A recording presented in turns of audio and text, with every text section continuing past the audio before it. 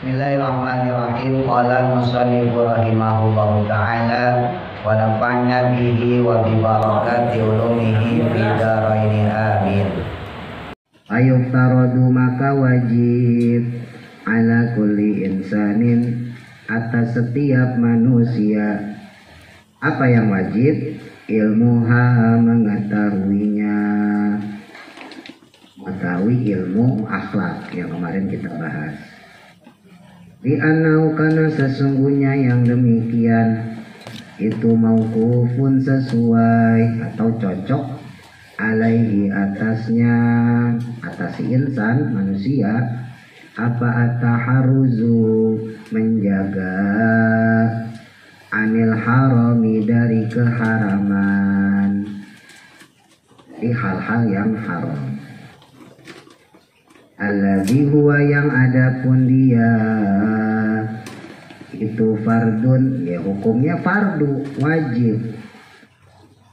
Wal mauqufu adapun menyesuaikan atau mencocoki alaihi atasnya apa al fardu suatu kefarduan, itu fardun hukumnya fardu juga.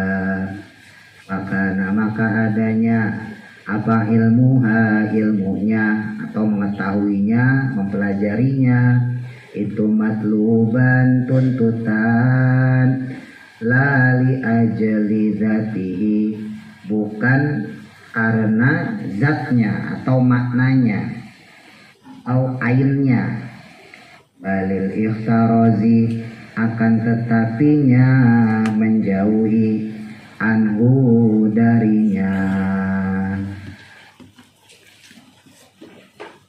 Jadi mengetahui sesuatu yang mengantarkan kepada kewajiban, maka sesuatu tersebut juga hukumnya wajib. Kalau teman-teman masih ingat dulu waktu belajar ilmu fikih ya, ma la yatimul wajibu fa'alaihi wajibun. Kalau teman-teman masih ingat dulu waktu belajar kaidah fikih, ada maqalah ya, ada kaidah kalau sesuatu ya, yang mengantarkan atau menjadi penyempurna suatu kewajiban, maka sesuatu tersebut yang menjadi perantara atau penyempurna suatu kewajiban, hukumnya juga jadi wajib. Dulu pernah saya contohin gampangnya, teman-teman disuruh mengetahui sholat ya. Yang wajib itu bukan mengetahui sholatnya aslinya, sholatnya itu sendiri gitu. Yang wajib aslinya sholatnya itu sendiri. Tapi kan kita nggak mungkin bisa sholat kalau kita nggak ngerti ilmunya sholat kan gitu. Maka ketika kita pengen tahu tata cara sholat, pengen tahu ilmunya sholat, maka mempelajari ilmu tentang sholat hukumnya jadi wajib. Aslinya mah yang wajib sholatnya, paham ya? Intisarinya, zatnya tuh disebut. Zatihinya itu adalah sholatnya itu sendiri. Tapi kan nggak mungkin kita ujuk-ujuk sholat. Gimana caranya kan kita nggak tahu. Maka kita belajar tentang sholat dalam ilmu fikih.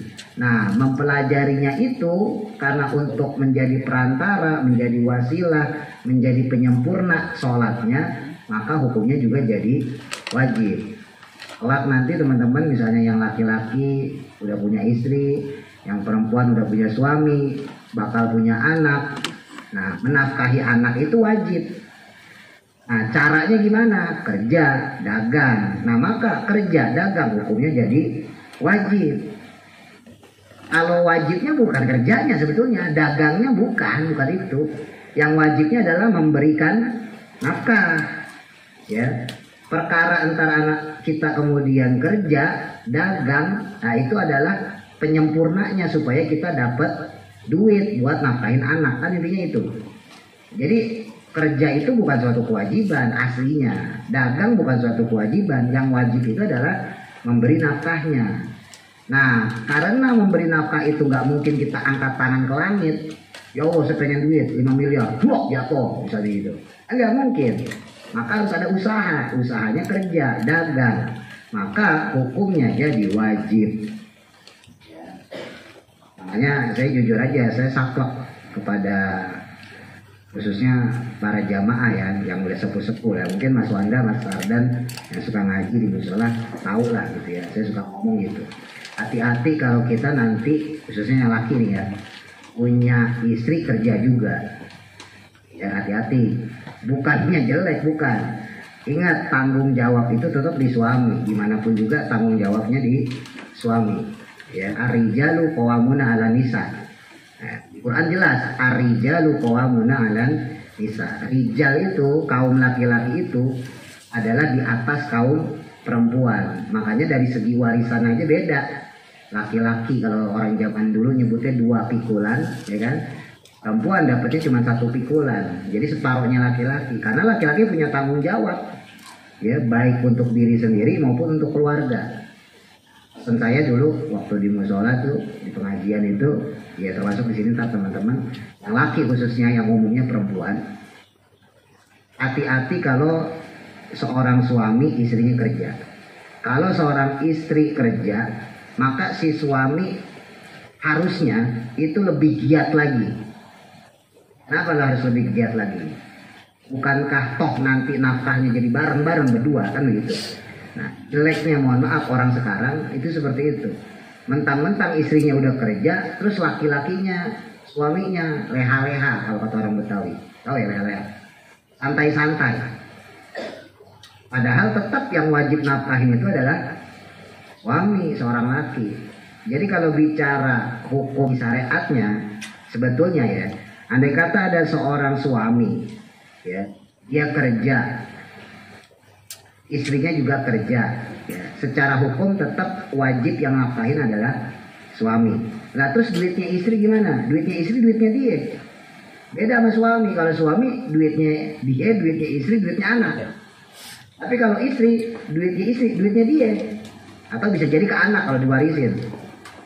Nah, tadi saya sampaikan jeleknya orang zaman sekarang, ya, mentang-mentang istrinya kerja, suaminya leha-leha, santai-santai. Ah tenang aja bini gue udah kerja ini.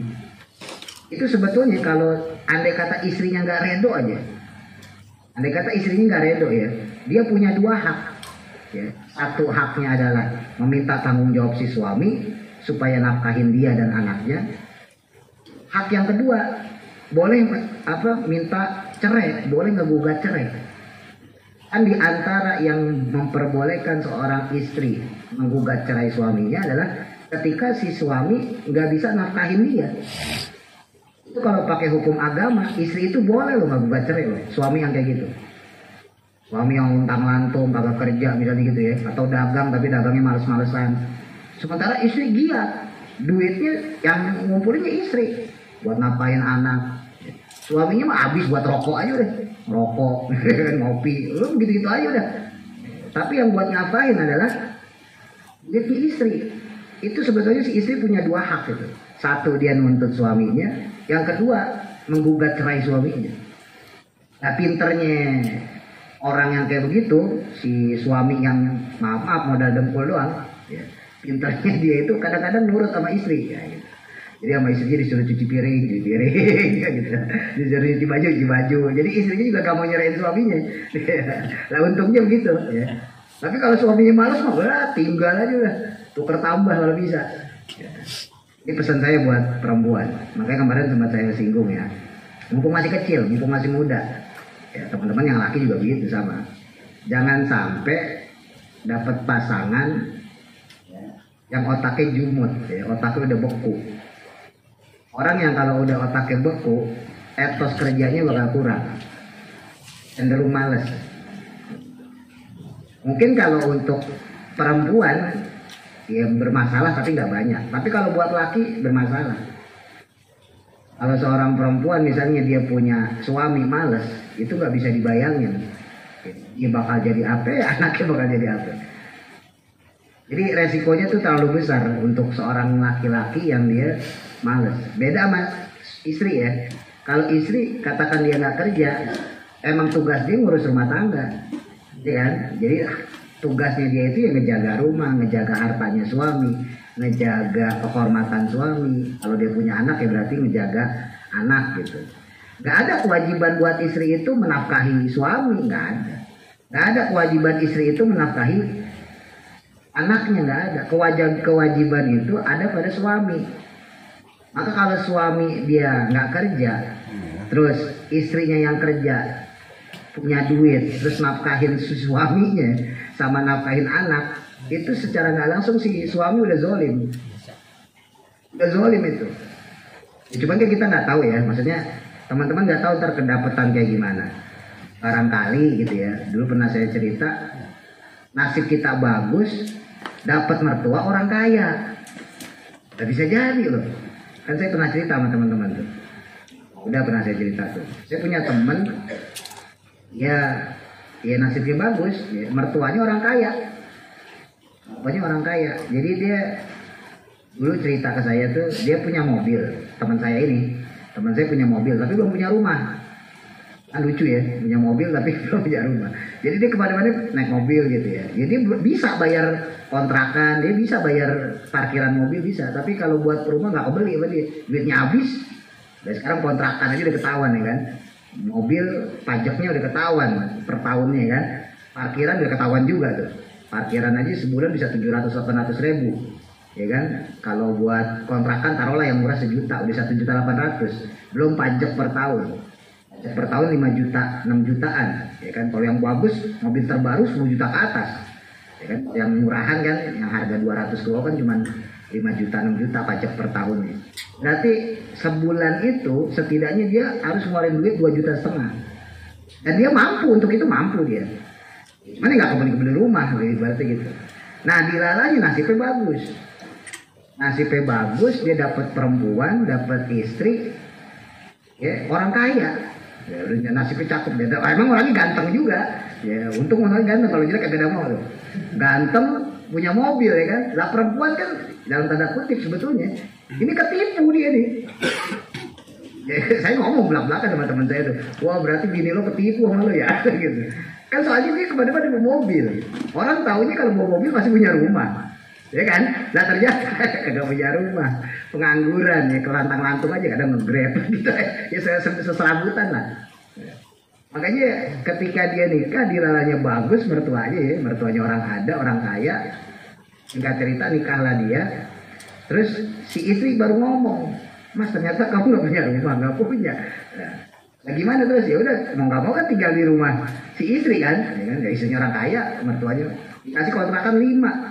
Udah dijatah emang ya, rumah 1 kontrakan 5. Ada kan mujur banget itu ya enggak, udah engkang kaki aja lah. 1 kontrakan kalau 1 juta aja 5 udah 5 juta udah ya kan, udah gaji apa namanya UMR ya, tanpa harus kerja gitu kan, tanpa harus dagang.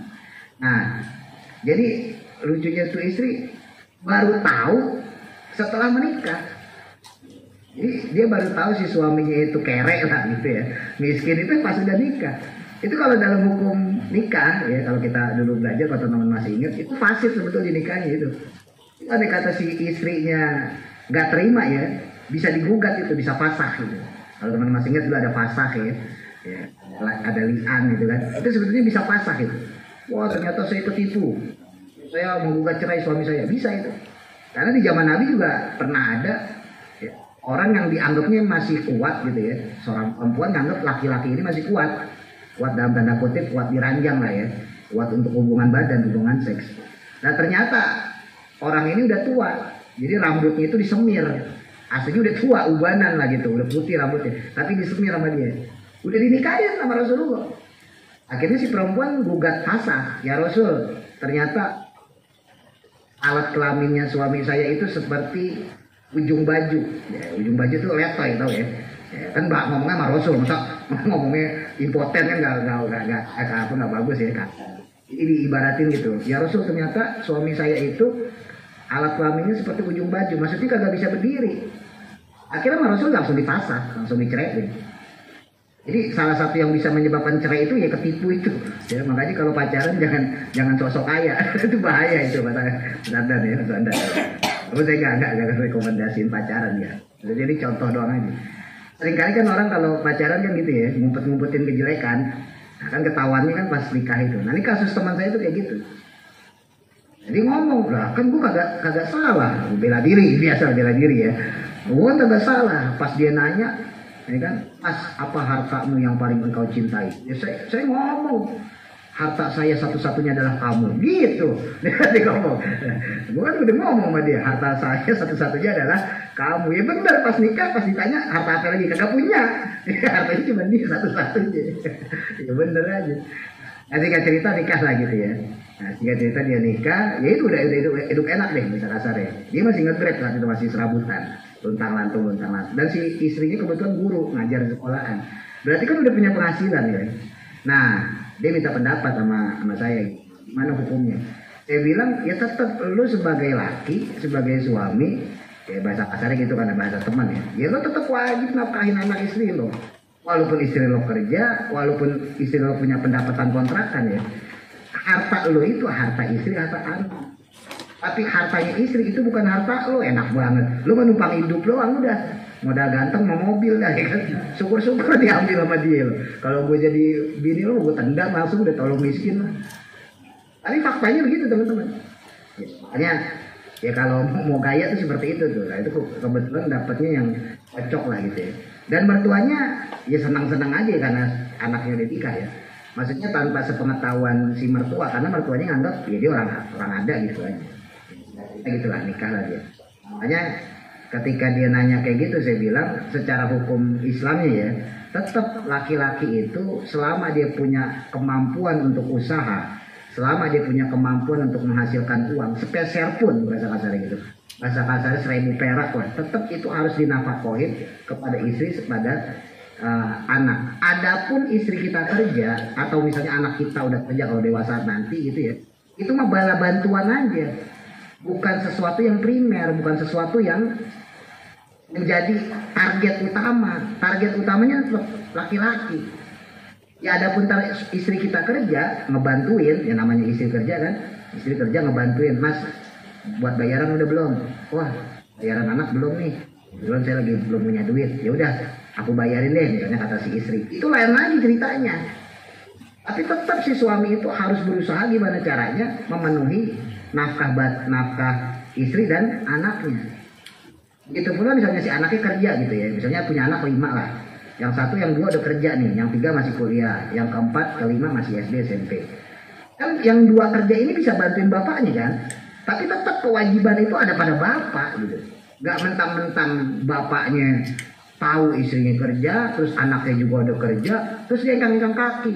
Padahal dia masih punya tanggungan 2 kan, yang SD sama SMP yang masih sekolah. Gitu. Maksudnya di sini yang saya ngomong dari sisi seorang suami ya, bukan dari sisi anak. Adapun teman-teman dari sisi anak ya tetap wajib bantu orang tua kan gitu. Itu dari sisi anak ya. Saya nggak bicara sisi anak. Saya bicara secara sisi keluarganya. Kalau bicara sisi suami sebagai seorang laki-laki yang menjadi kepala rumah tangga, maka wajib bagi dia. Jadi ini penting ya untuk mental yang laki khususnya, yang umumnya untuk perempuan. Yang laki-laki ya jadilah kelak nanti seorang suami yang benar-benar bertanggung jawab. Kalau bisa malah saya kan sering nyaranin sama teman-teman yang udah dewasa ya, udahlah saksinya lah. Jadi kalau Mas Wanda kan nggak pernah nongkrong bareng, kan saksinya nih yang suka nongkrong. Saya ngomong sama teman-teman yang gede yang udah nikah, kalau bisa istri itu nggak kerja. Saya bilang gitu, kalau bisa istri itu nggak kerja. Kalau memang harus kerja, carilah pekerjaan yang nggak menyita waktu. Misalnya dagang, itu kan nggak menyita waktu ya, sampingan aja buat tambah-tambahan. Atau misalnya ngajar bimbel, misalnya gitu ya. Pokoknya yang nggak full kayak orang kerja di kantor lah, nggak kayak orang kerja di pabrik, supaya dia masih ada peluang ngurus rumah tangga, ya. Ngurus rumah, ngurus anak. Itu yang pertama. Yang kedua, supaya istrinya itu memberikan motivasi secara nggak langsung kepada si suami. Karena banyak suami itu jadi malas kerja ya teman-teman, ya karena istrinya udah kerja. Ini fakta. Banyak suami itu nggak semangat kerja karena istrinya udah kerja. Akhirnya pikirannya, mohon maaf, apalagi kalau yang emang mentalnya males. Kan tujuan kerja, tujuan dagang nyari duit.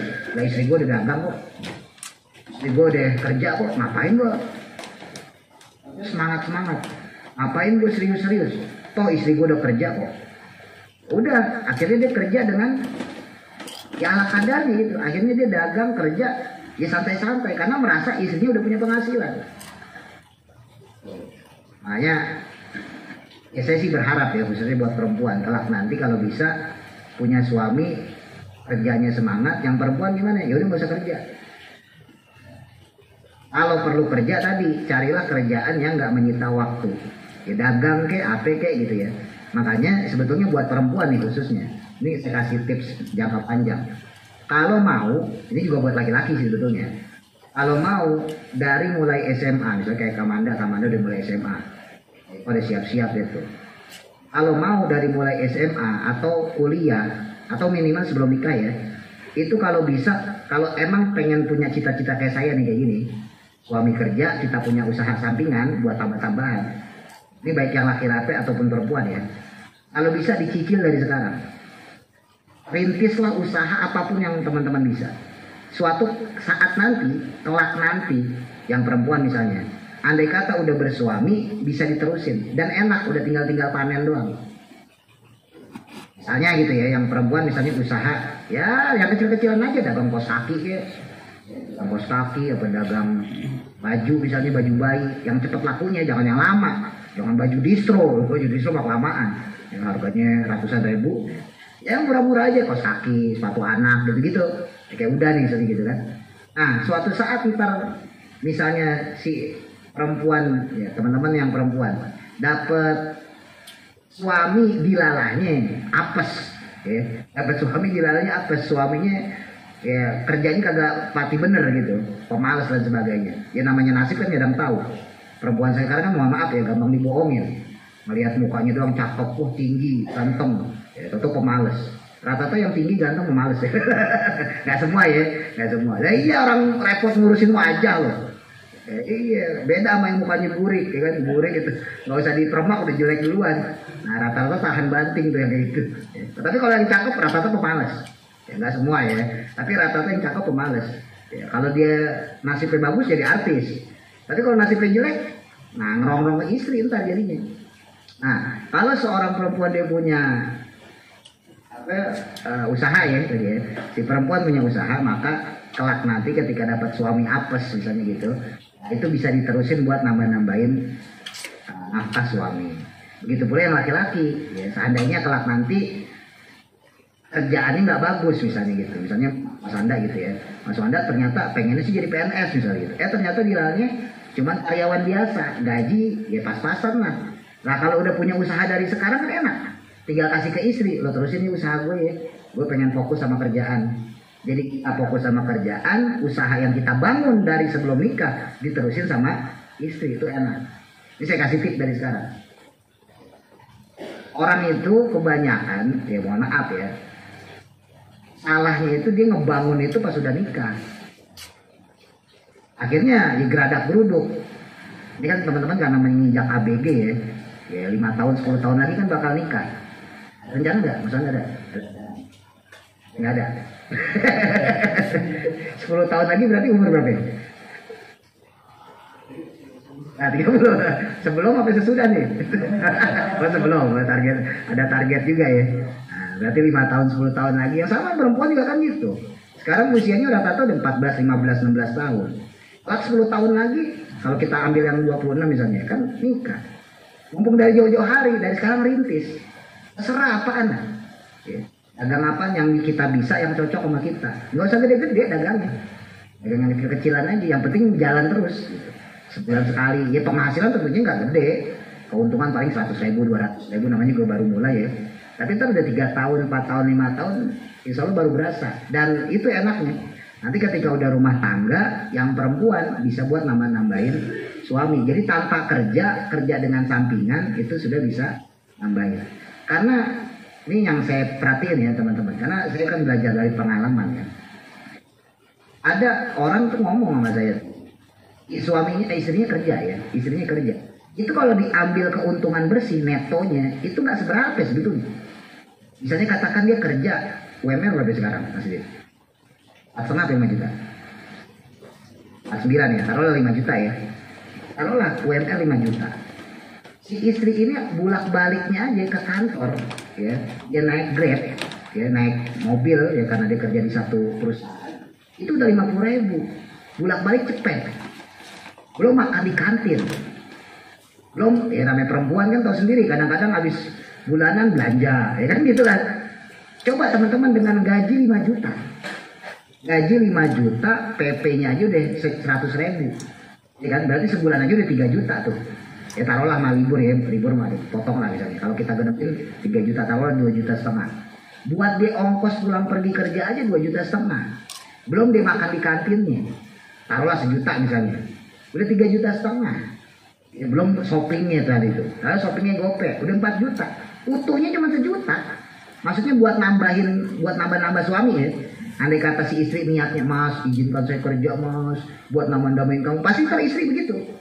Siap-siap mas Ardan. Udah, izinkan saya kerja mas, kan lumayan buat nambah-nambahin pemasukan keluarga kita. Itu kalau di total-total, utuhnya cuma 1 juta. Utuhnya cuma 1 juta, dia ninggalin rumah, ya. Dia ninggalin anak, untungnya cuma 1 juta. Kan mendingan dagang kalau cuma untung 1 juta mah. Ya kan? Dengan dagang insya Allah 1 juta mah dapat loh. Ya, dagang-dagang yang bener, bukan dagang tapi narkoba ya. Narkoba ya untungnya gede. Dagang yang halal maksudnya ya. Ya tadi tuh dagang keripik kayak apa kayak. Masa sih nggak dapat 1 juta kan dapat ya. Tanpa harus meninggalkan rumah, tanpa harus meninggalkan suami, tanpa harus meninggalkan anak. Jadi kewajiban dia sebagai ibu, sebagai istri tetap terpenuhi. Pemasukan yang 1 juta yang dia incer itu dia dapat. Coba dibandingin dengan itu. Apalagi mohon maaf, rata-rata kalau yang kayak begitu kan pasti punya pembantu. Iya kan? Suaminya kerja, istrinya kerja, pasti punya pembantu. Kecuali dia tinggal sama orang tua, pasti anaknya yang ngurusin orang tua kan gitu. Nah kalau anaknya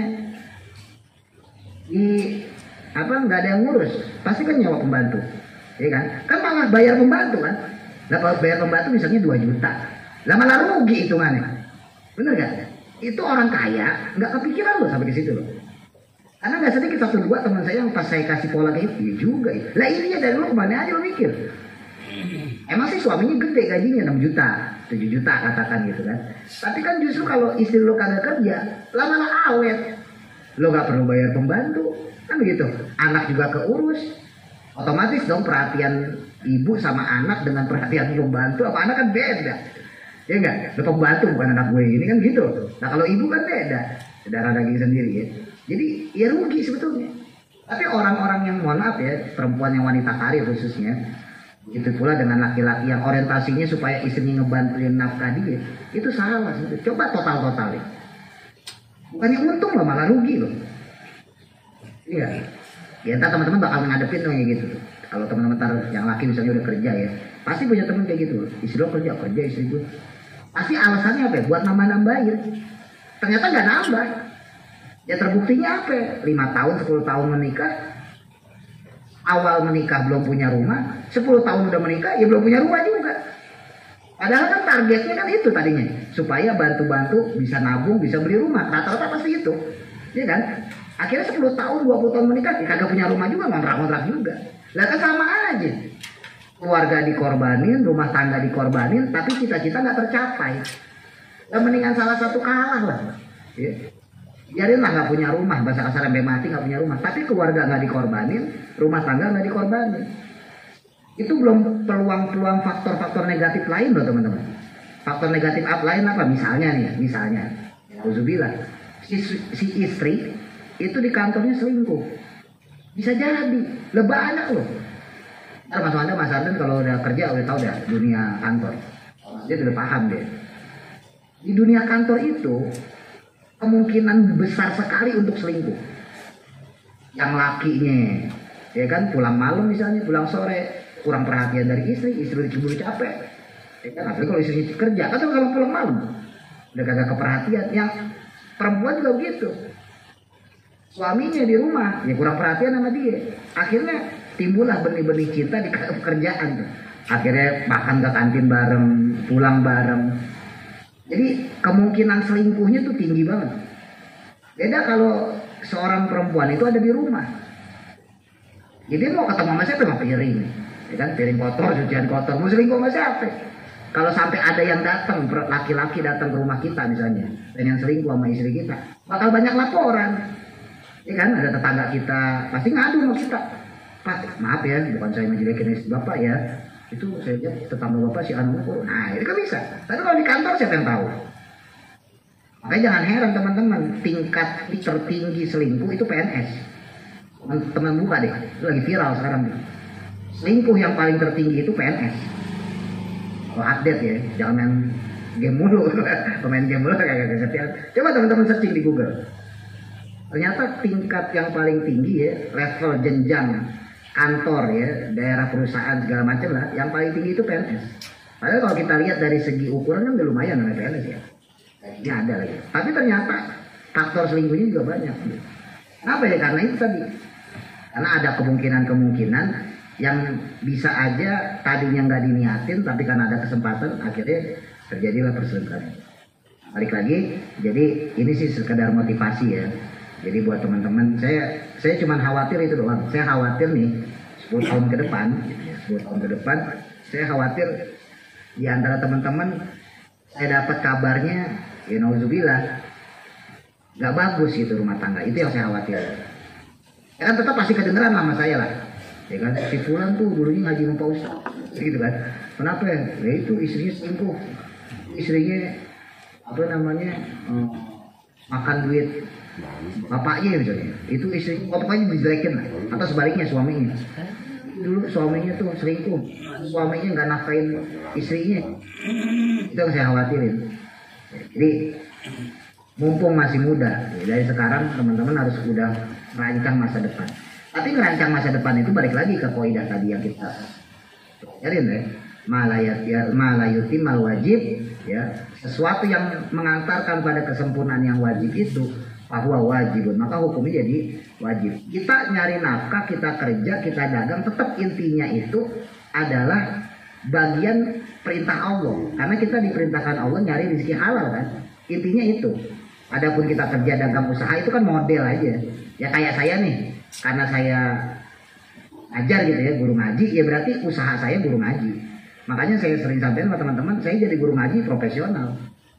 Gak mau saya jadi guru ngaji yang asal-asalan maksudnya. Kenapa? Karena emang udah profesi. Suka nggak suka, mau nggak mau, saya nggak bakal nutupin. Saya nggak bakal munafik bahwa saya mencari nafkah lewat profesi sebagai guru ngaji. Adapun ntar kemudian saya ngajar sama teman-teman sebagai profesi saya guru ngaji, lalu saya ikhlas, itu beda lagi. Ya kita nggak bahas itu ya. Maksudnya secara profesi, karena saya guru ngaji, maka saya pasti mendapatkan fee kan gitu. Pasti saya mendapatkan sesuatu yang itu kemudian saya pakai buat nafkahin anak istri. Ya sama ntar teman-teman kerja juga begitu. Ya. Yang wajib itu adalah nafkahin anak istrinya, bukan punya duitnya, bukan kerjanya modelnya dagang atau usaha atau jadi kerja di kantor, bukan itu. Intinya nafkahin. Nah kita kalau punya doa yang mustajab lah enak kalau kita wali mah. Ya Allah, hari ini saya belum makan, minta 200.000, blok 200.000, nggak usah kerja kita. Kan yang penting wajib nafkahin anak istri. Nah masalahnya kita bukan orang kayak begitu. Kita orang syariat yang butuh usaha, kita orang syariat yang butuh rezeki, butuh duit secara fisik ya, untuk nafkahin anak istri kita. Wa qad sonafa.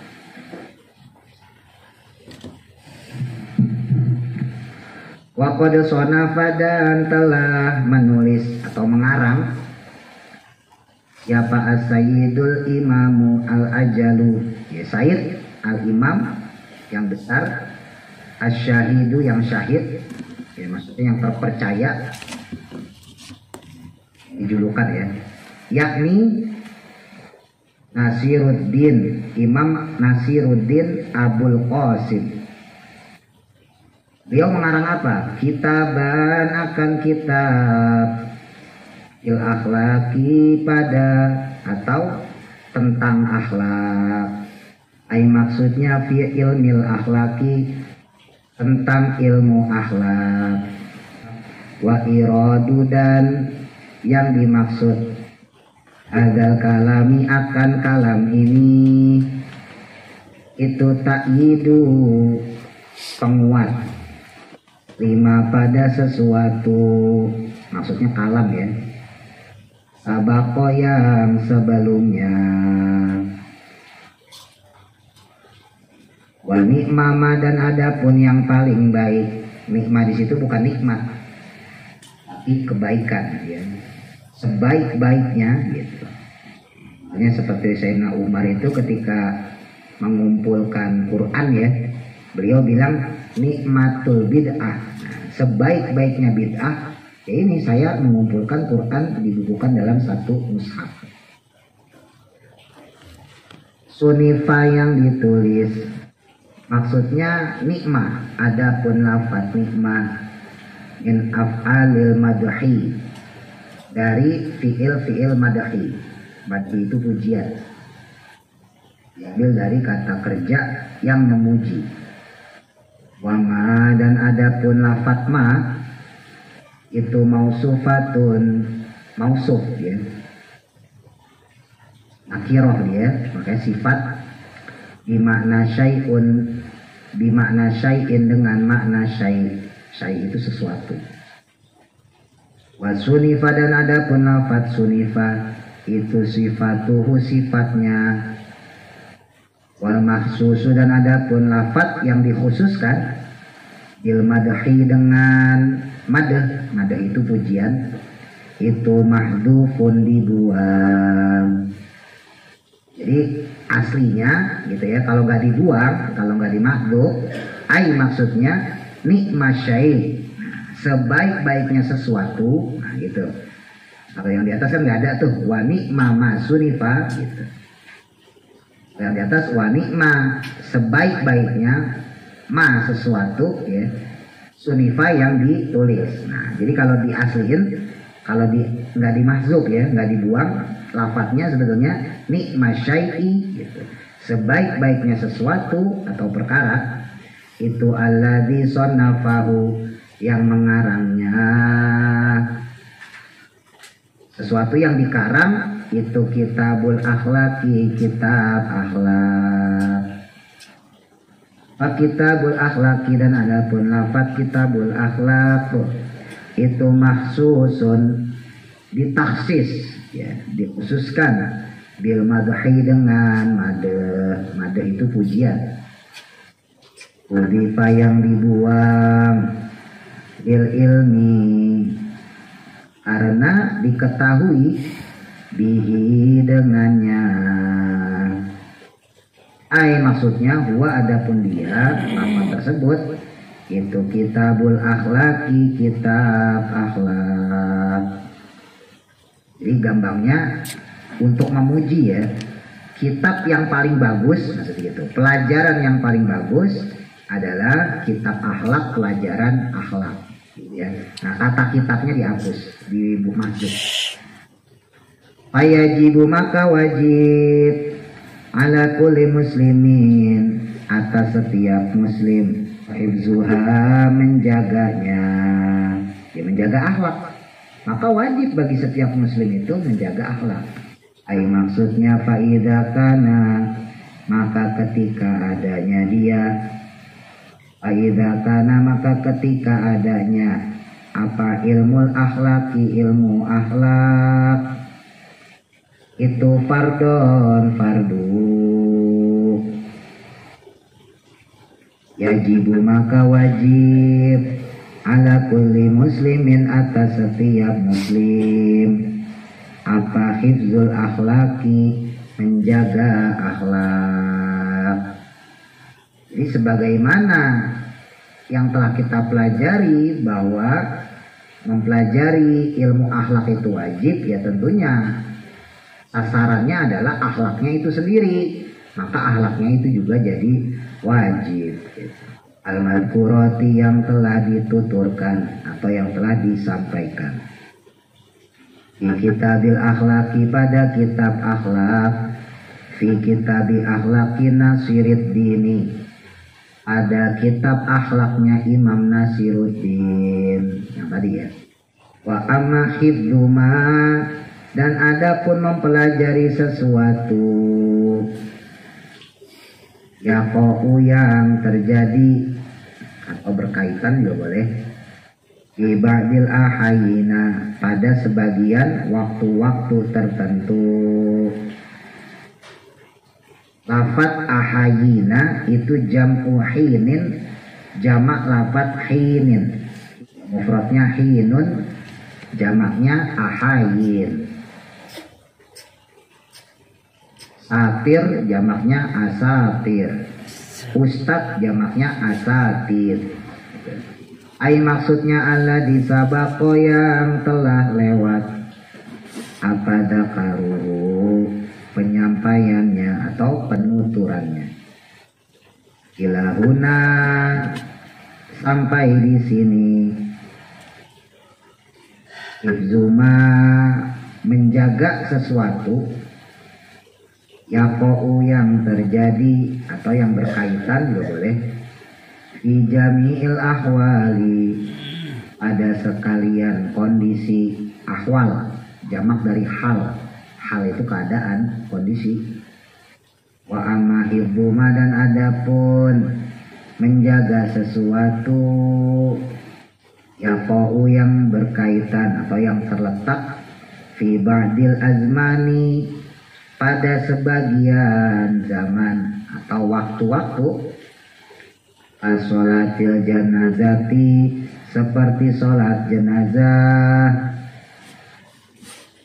Wa iyadatil marudha atau mengobati orang yang sakit. Ada juga guru saya memaknai mengunjungi orang sakit, tapi yang lebih cocok emang mengobati orang sakit. Wa nahwihima dan semacam keduanya. Maksudnya selain contoh sholat jenazah dan mengobati orang sakit, afarodun maka itu fardu yang sholat jenazah mengobati orang sakit itu ala sabilil kifayati atas jalan fardu kifayah. Tapi fardunya fardu kifayah. Idza qoma yang ketika telah ada atau telah melakukan bihi dengannya siapa al-ba'du sebagian fi baldatin pada satu negara atau satu daerah. Al-ba'u adapun huruf ba itu litak diati dengan makna tadiyah.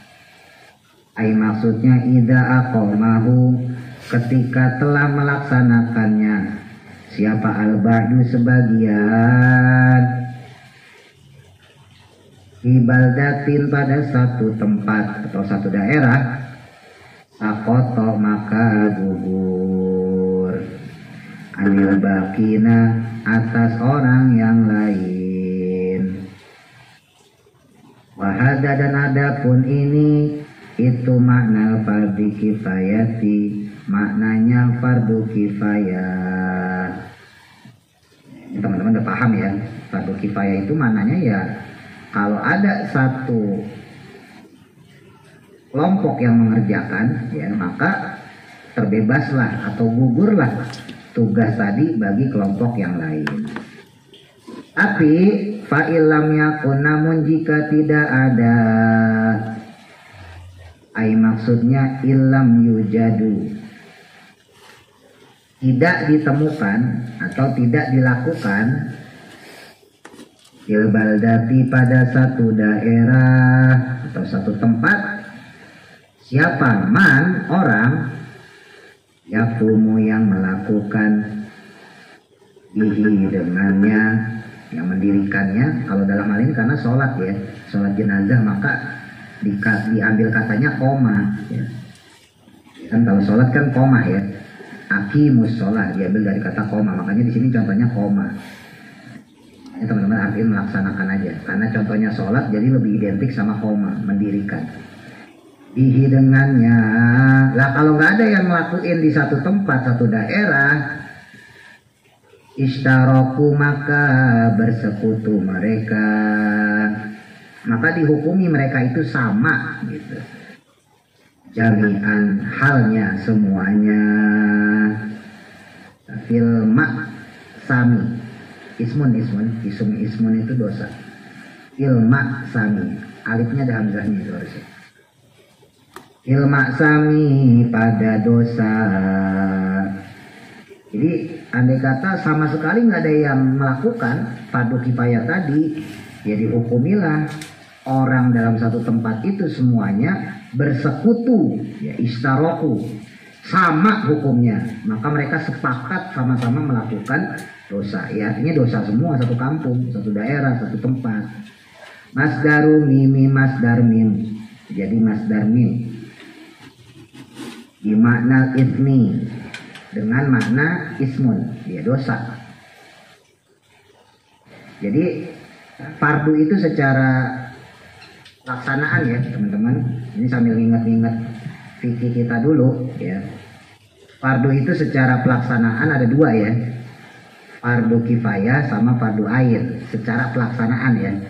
Tapi nanti kalau secara waktu ada lagi, ada wajib muakkad, ya wajib yang sesuai waktu dan sebagainya lah, nggak usah kita kepanjangan.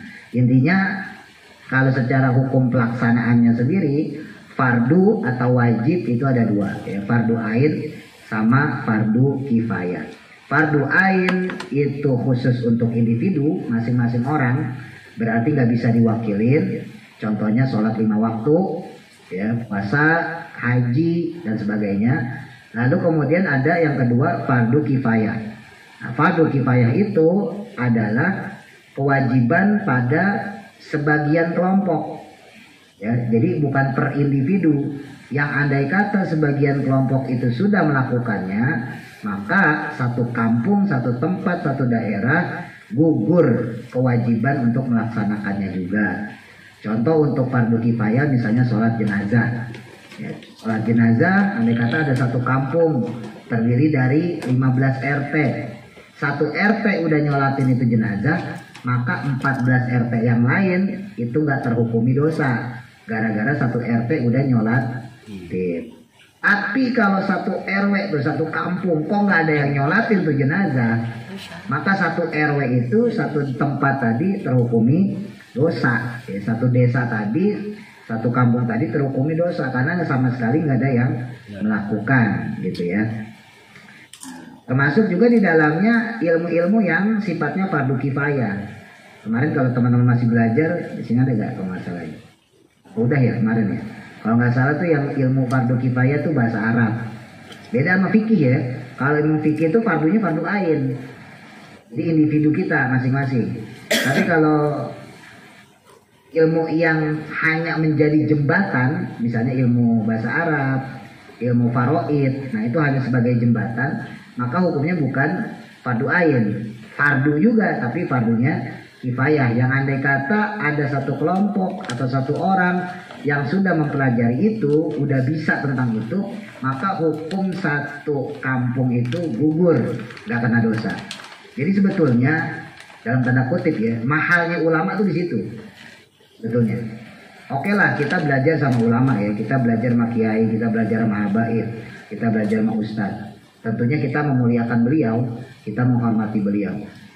Secara belajarnya kita kepada beliau, penghormatan kita kepada beliau itu karena mahalnya ilmu beliau, gitu ya. Itu secara hukum kita kepada beliau. Tapi sebetulnya lebih jauh daripada itu, kenapa beliau mahal? Karena keberadaan beliau dalam satu kampung itu menggugurkan kewajiban satu kampung. Kita nggak bisa bayangin kalau satu kampung itu blow on semua. Berarti kan sekampung dosa kan? Sekampung dosa semua, orang blow on semua. Gara-gara ada yang pinter kan gitu.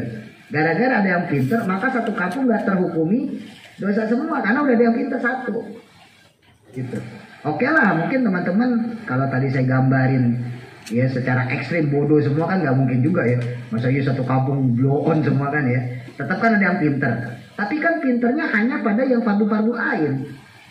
Mungkin pinternya di fikih, kan begitu kan? Mungkin pinternya di ilmu-ilmu yang secara biasa kita lakukan fardu ain, misalnya sholat, gitu ya, zakat, puasa. Itu pun kadang-kadang nggak pinter-pinter amat kok. Cuma tahu dasar-dasarnya doang kan? Ya sholat misalnya gitu, kan kita tahu cuma dasar-dasarnya doang. Yang ngejelimet-jelimet kan tidak tahu. Ya misalnya kayak ngaji di musola tentang hukum jadi makmum, masbuk misalnya. Ketika makmum masbuk telat, ya imam sudah ruku gitu kan. Pertanyaannya dia baru datang, apakah dia termasuk masbuk, hanya sekedar masbuk aja tapi dia dapat rokaat atau enggak. Kan dijabarin di fikih bagaimana kalau si makmum mendapati Allahu Akbarnya imam atau dapat minimal tumak ninahnya imam. Itu kan ada batasan-batasan itu. Kan kalau orang awam nggak tahu kalau nggak belajar. Kita taunya makmumnya masbuk gitu aja kan. Tapi secara detailnya kan kita nggak tahu. Gitu. Atau misalnya ketika imam bangkit dari tasyahud, status kita makmum masbuk. Kalau orang normal kan bangkit dari masbuk angkat tangan sunahnya. Lah buat makmum masbuk gimana? Angkat tangan apa kagak? Kan kita nggak tahu. Nah, yang bisa ngegugurin tuh ilmu itu ya ulama. Berhubung ulama tahu jadi gugur. Harusnya kita tahu juga. Berhubung kita ilmunya belum nyampe situ ya, kitabnya belum nyampe situ, ya akhirnya secara hukum, andai kata secara sekampung itu nggak tahu, sebetulnya dosa. Apalagi itu fardu ain ya kan, orang sholat ya kan, sholat berarti ilmu fikih fardu ain. Itu kalau bicara secara khusus ya, itu sebetulnya dosa. Ya sama seperti ilmu sholat jenazah ya. Sholat jenazahnya fardu kifayah, tapi kan harus ada ilmunya juga. Nah, yang kita tahu kan kita sholatin jenazahnya doang. Mungkin kalau mental mah, ya kayaknya nggak berani. Seandainya satu RW 8 deh gampangnya, nggak usah jauh-jauh lah, RW 8 aja. Seandainya nggak ada yang bisa sholat jenazah. Ini Mas Wanda bisa nggak Mas Wanda? Bisa ya nyolatin jenazah? Bisa ya? Mas Wanda bisa nggak? Bisa ya? Udah bisa pasti dia bisa lah. Ya, tapi bisa lah gitu ya intinya ya. Yang perempuan pun bisa. Nah pertanyaan saya, andai kata se-RW 8 nggak ada yang bisa sholat jenazah. Yang bisa tuh cuma teman-teman nih. Pertanyaan saya, berani nggak maju untuk nyolatin jenazah? Anda kira-kira berani nggak? Ini SRW 8 nggak ada yang bisa nih. Oh kalau bisa ya kagak ada yang mau. Saya kira Mas Wanda misalnya Mas Ardan, udah Mas Didit, berani nggak maju? Ayo, nggak jujur aja, Mas Wanda berani nggak? Kamu sama sih kira, berarti nggak berani apa enggak gitu aja. Berani nggak? Nggak berani nggak apa-apa. Hah? Nggak berani, tapi kan bisa ya? Bisa, tapi nggak berani. Mas Ardan coba, berani nggak? Nah, udah. Bau itu ya. Mas Didit gimana? Hah? Berani ya? Ya ada berani enggak?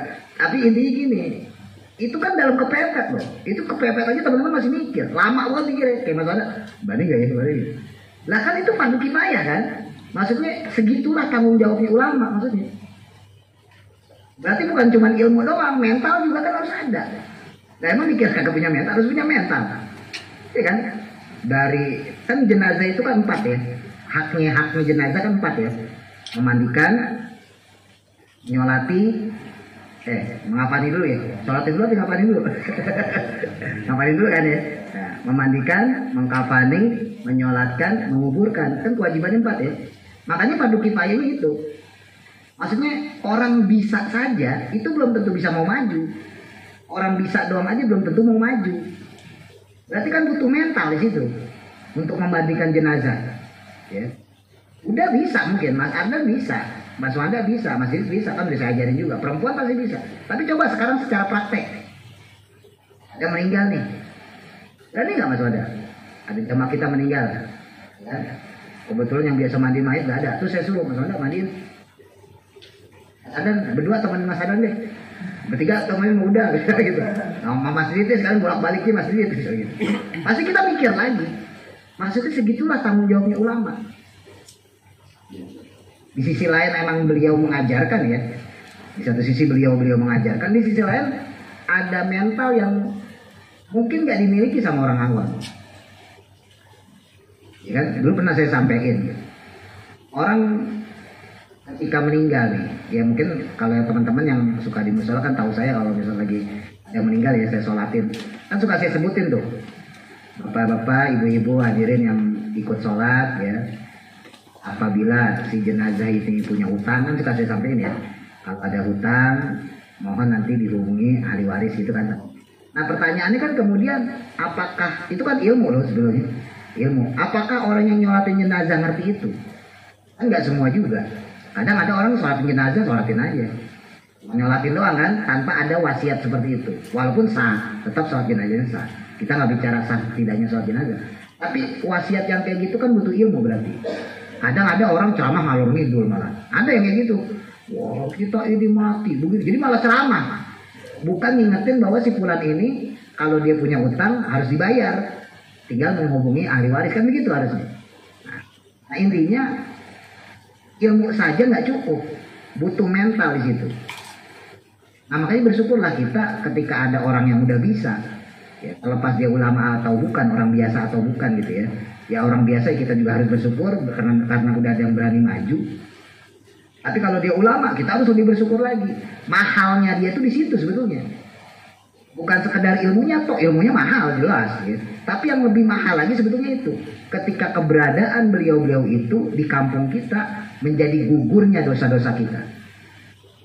Ketika keberadaan beliau di tengah-tengah kita menggugurkan kewajiban-kewajiban kita yang sifatnya fardu kifayah.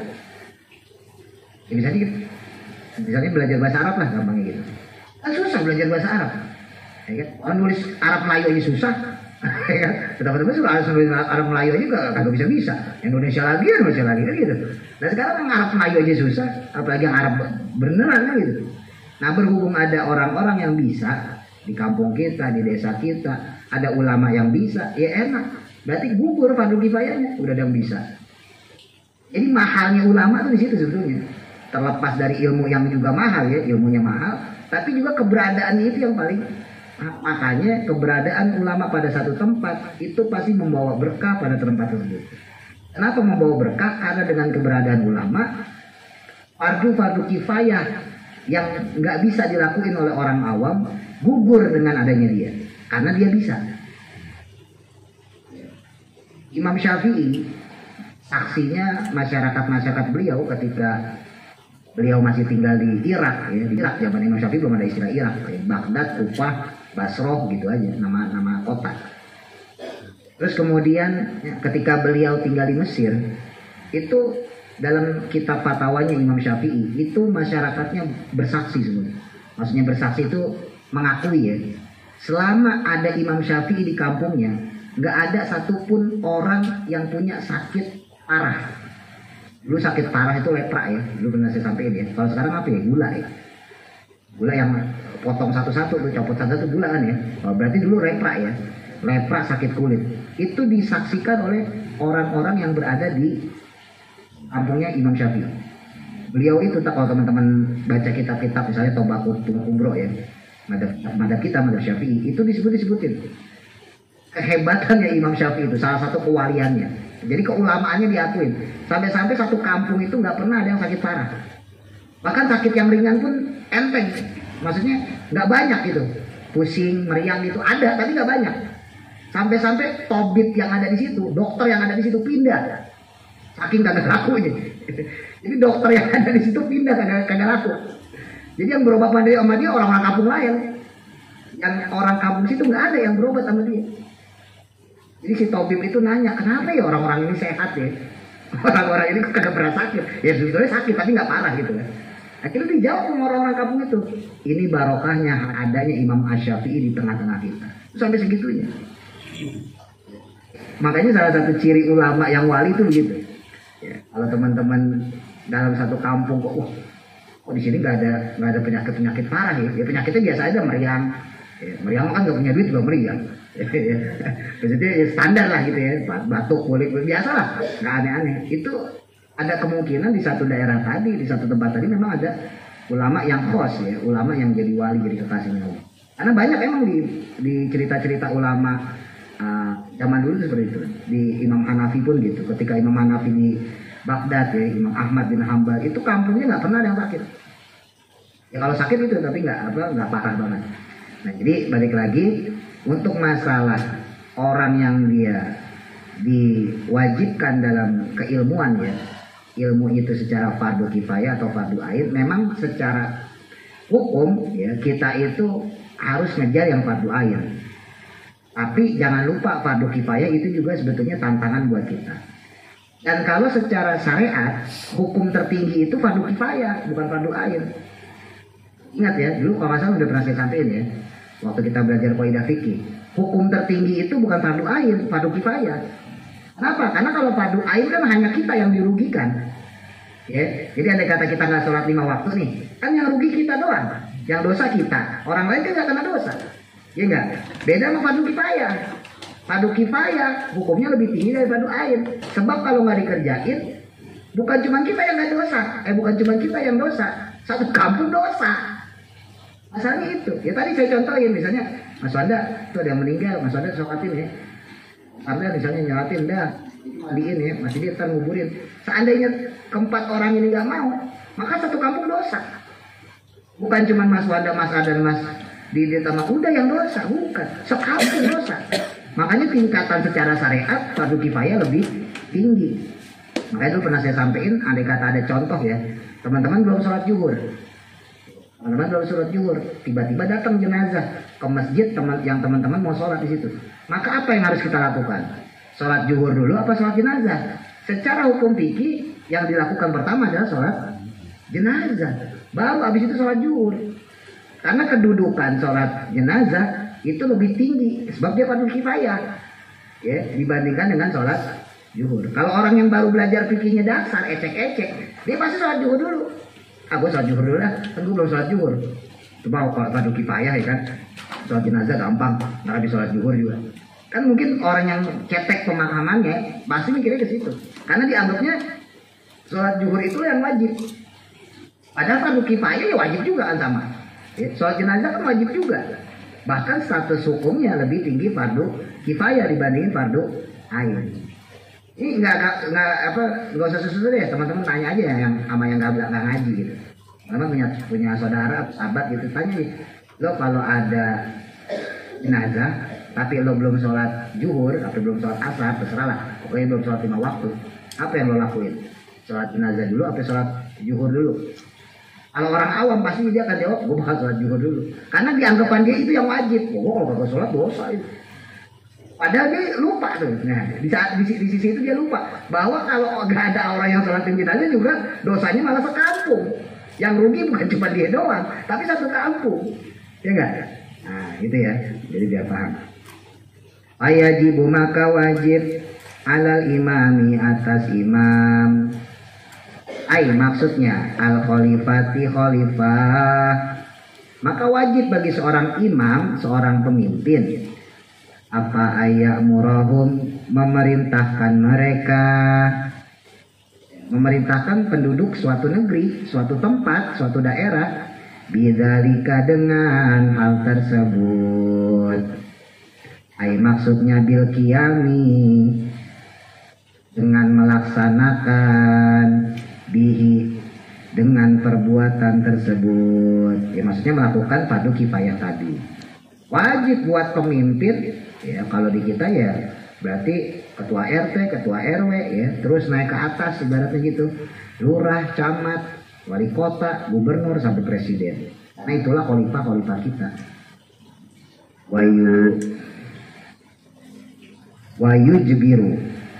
Wayu jebiru dan memaksa. Maha memaksa kalau Allah.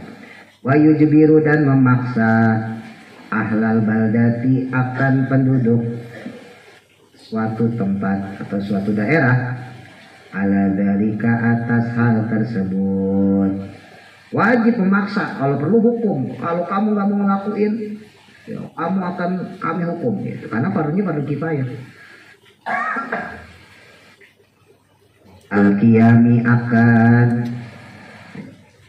Al-qiyama akan mendirikannya atau melaksanakannya. Melaksanakan fardu kifayah tadi. Akila maka dikatakan maksudnya hukmu, maksudnya tentang hukum, mengenai hukum, ri'anal qaula karena sesungguhnya qaul, ucapan, idastamala ketika mengandung ilbai dengan huruf ba, yakunu adanya dia itu bimaknal hukmi dengan makna hukum.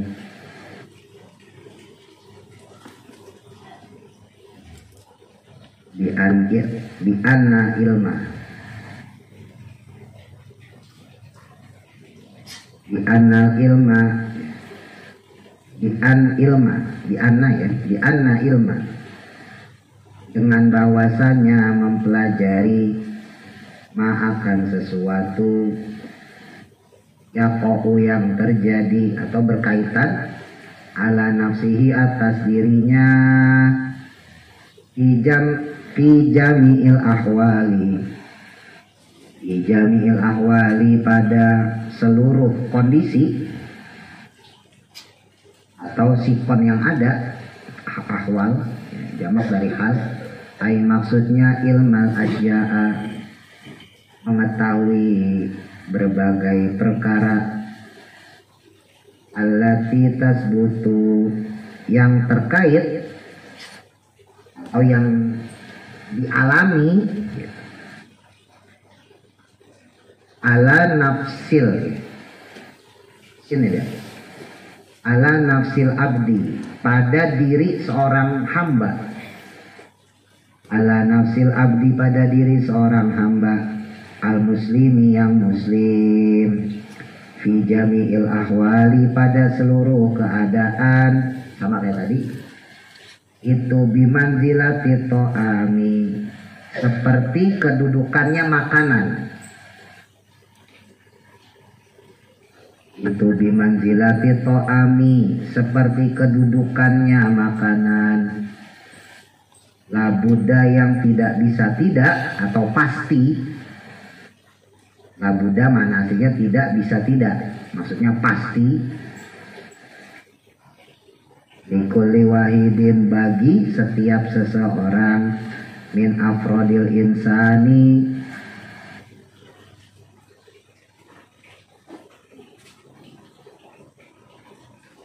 dari atau berupa individu seorang manusia, min dalika, akan hal tersebut, wahada, dan adapun ini, itu tamsil perumpamaan, di fardil aini, pada fardu ain atau untuk fardu ain, alladzi la buddha, yang tidak bisa tidak atau yang pasti, likulli fardin, bagi setiap orang, apa al-amalu, melaksanakan, ihi, dengannya. Inilah gambaran seperti fardu ain, ya, kayak makanan yang nggak bisa tidak, fardu ain yang nggak bisa tidak, ya, pasti harus dilakuin oleh seseorang. Kato'ami, seperti makanan, alladzi la buddha, yang pasti, likulli fardin, bagi setiap orang, akalahu, memakannya. Jadi nggak bisa enggak, setiap orang ya harus makan, maksudnya gitu. Nggak bisa diwakilin. Kalau fardu kifayah kan diwakilin ya. Nah makan itu kan nggak bisa diwakilin. Nggak ada ceritanya orang lapar ya kan, udah lapar nih, Mas Adan wakilin saya ya makan ya, nggak ada. Ini saya kasih makanannya, nggak mungkin ya. Udah lagi nambah dia. Wa ilmu madan, sedangkan mempelajari sesuatu, artinya sama ya, seret-seret aja, banyak yang sama artinya. Wa ilmu madan, ada pun ya, perkara nggak bisa baca deh. Yang pokoknya seret ya, kalau seret sama yang di atas sama ya. Wa ilmu madan, sedangkan mempelajarinya sesuatu, yaqa'u, yang terjadi atau yang terkait, fi ba'dil ahayina, pada sebagian waktu-waktu tertentu. Tadi ya, ahayin itu jamak dari hinu. Maktufun, maktuf ya, diatofkan ala ilmi mayaqa'u, atas lafaz ilmi mayaqa'u, ala nafsihi, atas lafaz nafsih, itu bimanzilati dawai, seperti kedudukannya obat. Nah beda sama fardu kifayah. Kalau fardu kifayah itu laksana obat ya. Jadi kalau fardu ain laksana makanan ya, Kalau fardu kifayah laksana obat. Wa qauluhu dan ada pun ucapannya beliau ya musonef ya, pokoknya kalau qauluhu ucapannya musonef yang taju yang butuh ilaihi kepadanya, maksudnya butuh pada obat ibadil auqati pada sebagian waktu tertentu. Kan orang butuh obat nggak tiap hari, ya kan? Kalau makanan, ya maksudnya di sini nasi gitu ya, makanan pokok itu kan kita butuh tiap hari, gitu.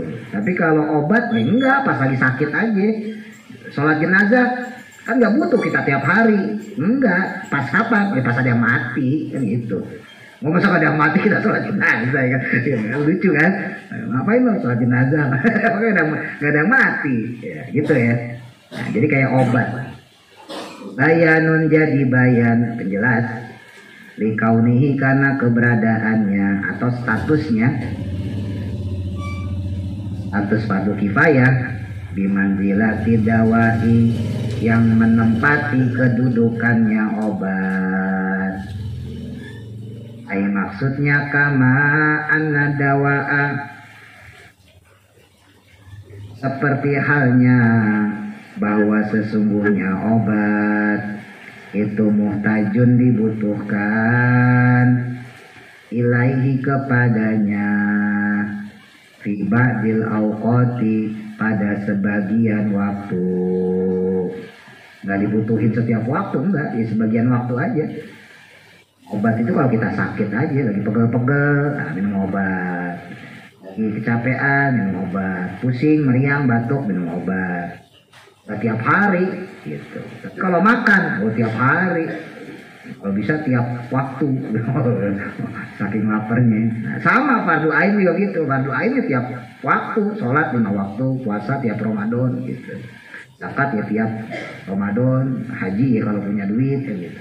Tapi kalau nyolatin jenazah ya nggak tiap waktu. Kalau ada ya kita sholat, kalau nggak ada ya nggak usah disolat.